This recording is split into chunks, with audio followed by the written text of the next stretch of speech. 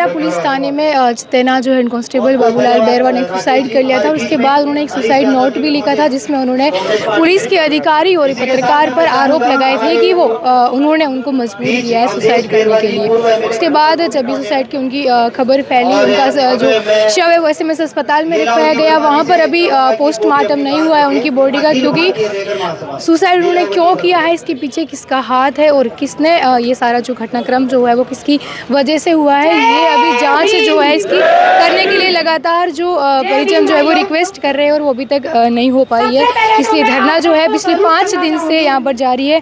आप कितने दिन से? 5 दिन हो गए। SC ST समुदाय से काफ़ी मंत्री भी है पद पर। क्या मंत्री यहाँ पर आए हैं? किरोड़ी लाल मीणा की बात करें, उप मुख्यमंत्री प्रेमचंद बैरवा यहाँ पर आए क्या बातचीत करने? पूर्व MLA भी आए और भी मंत्री आए, लेकिन यहाँ जो कार्यकर्ता है मैं वही काम कर रहे हैं, क्योंकि जो राजनीतिक लोग हैं वो कुछ मिनट कुछ घंटों के लिए आते हैं कुछ चले जाते हैं, लेकिन जो यहाँ 5 दिन से जो हमारे कार्यकर्ता जो जुटे हुए हैं, ये संघर्ष जो है उन्हीं को जाता है। और आज ये 5वां दिन है और अभी तक सरकार हमारी मांगों पे सहमत नहीं हुई है। यहाँ जो सबसे पहले हमारी मांग है कि जो चारों आरोपी है, जिसमें कुछ ऊपर जो उच्च अधिकारी बैठे हैं उनसे भी मिली भगत वाले जो अधिकारी हैं वो भी शामिल हैं। वो पहली जो हमारी मांग है उनको गिरफ्तार किया जाए। उसके बाद में जो पीड़ित परिवार है उसको 2 करोड़ रुपए का मुआवजा दिया जाए। एक जो उनकी जो स्थायी नौकरी थी उसकी जगह उनके बच्चे को नौकरी दी जाए और एक बच्चे को अनुकंपा नियुक्ति दी जाए।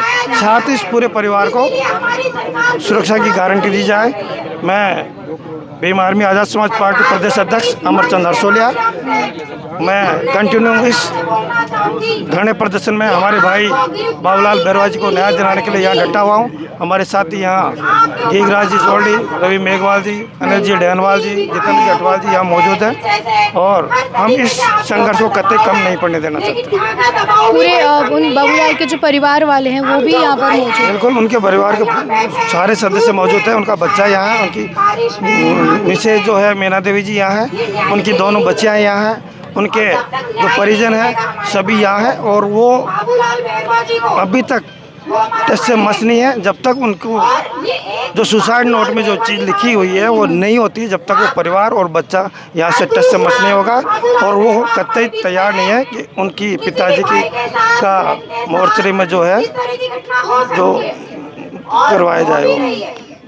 और भी जो भीम आर्मी के जो भी कार्यकर्ता और भी जो उनके परिजन है उनसे हम बात करना चाहेंगे। उन्होंने सुसाइड नोट में एक चीज़ का जिक्र किया था कि पूरी जांच जो है वो CBI से करवाई जाए, और क्या मतलब पूरे अभी इस मामले में मतलब क्या जवाब आया है, उधर से क्या कार्रवाई कहाँ तक? देखिए, मैं सबसे पहले तो आपको स्पष्ट कर देना चाहता हूँ, जो आपने सवाल किया है, ये जो CBI की जाँच की जो मांग करी है ना, ये जो जमीनी विवाद जो चल रहा था साल भर पुराना, उनके जो मुकदमे जो विचाराधीन है चल रहे हैं, ये जो CBI जांच उस मामले के लिए है, ना कि इस मामले के लिए। आपको स्पष्ट कर देना चाहता हूं मैं। कल मीडिया के माध्यम से शासन प्रशासन ने मीडिया में चलवाया है कि इस मामले को लेकर CBI में भेजा जाए, इसकी जांच की जाए ना, गलत। ये प्रशासन ने, राजस्थान सरकार ने पूरे जनता को, ये लोग बैठे हैं पीड़ित परिवार को गुमराह करने का काम किया है, जबकि बिल्कुल गलत है। आप सुसाइड नोट को उठा के देखिए और एक एक शब्द को स्पष्ट पढ़िए। आप जो मुकदमे जिनसे आहत होकर के जिन मामलों के अंदर उन पर दबाव बनाया गया आला अधिकारियों द्वारा, उन मामलों में CBI जांच की मांग की है, ना कि इस मामले के अंदर। और दबाव के चलते उन्होंने अपनी जीवन लीला समाप्त की है।